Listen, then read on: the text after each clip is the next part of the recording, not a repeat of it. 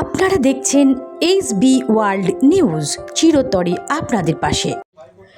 জমে থাকা মামলার পাহাড় কমাতে কলকাতা হাইকোর্টের মিডিয়েশন কমিটির ঐতিহাসিক পদক্ষেপ। আপনারা দেখছেন SB ওয়ার্ল্ড নিউজ, আমি সুনন্দা আপনাদের সঙ্গে। বুধবার সন্ধ্যাবেলায় কলকাতা হাইকোর্টের অডিটোরিয়ামে প্রধান বিচারপতি TS শিবজ্ঞানামের নেতৃত্বে মিডিয়েশন প্রশিক্ষিতদের শংসাপত্র প্রদান করা হয়। এই গুরুত্বপূর্ণ সভায় ছিলেন কলকাতা হাইকোর্টের মিডিয়েশন কমিটির প্রাক্তন বিচারপতি সৌমেন সেন, সভাপতি বিচারপতি অরিজিৎ বন্দ্যোপাধ্যায়, বিচারপতি মধুরেশ প্রসাদ, বিচারপতি শুভ্রা ঘোষ সহ অন্যান্য বিচারপতিরা। এই কমিটির সদস্য সচিব সুদীপ বন্দ্যোপাধ্যায়ের সঞ্চালনায় অ্যাডভোকেট মিডিয়েটর এবং নন অ্যাডভোকেট মিডিয়েটরদের শংসাপত্র দেওয়া হয়।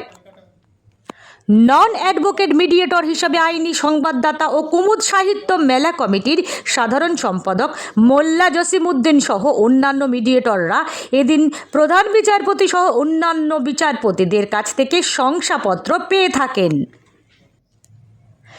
তারিখের পর তারিখ প্রবাদটি আদালতে বিচারের দীর্ঘসূত্রতাকে হাড়ে হাড়ে বোঝায়।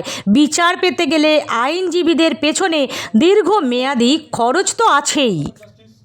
ঠিক এমতাবস্থায় সুপ্রিম কোর্টের নির্দেশ মতো একাধারে যেমন নিম্ন আদালতগুলিতে ধারাবাহিক জাতীয় লোক আদালত বসে, ঠিক তেমনি সুপ্রিম কোর্টের পরিচালনায় কলকাতা হাইকোর্টের মিডিয়েশন এবং কনসিলিয়েশন কমিটির নিরবিচ্ছিন্নভাবে দ্রুত মামলার নিষ্পত্তি ঘটাতে নিরন্তর কাজ করে চলেছে। জমি জায়গা সংক্রান্ত মামলা থেকে বাণিজ্যিক দাম্পত্য মামলাগুলির নিষ্পত্তি করছেন কলকাতা হাইকোর্টের মিডিয়েশন এবং কনসিলিয়েশন কমিটির নিযুক্ত মিডিয়েটর বা মধ্যস্থতাকারীরা। এজন্য বাদী বিবাদী পক্ষদের কোনো খরচ করতে হয় না। বছরের পর বছর শুনানির তারিখের জন্য চাতক পাখির মতো অপেক্ষা করতে হয় না। কলকাতা হাইকোর্টের পাশাপাশি নিম্ন আদালতের 72টি ADR বিকল্প বিবাদ নিষ্পত্তি কেন্দ্রতে বসে মিডিয়েশন পর্ব। মিডিয়েটররা দুপক্ষকে নিয়ে শুনানি চালিয়ে থাকেন। 2 মাসের সময়সীমা এই মামলাগুলির চূড়ান্ত রিপোর্ট জারি হয়। Bureau report SB world news.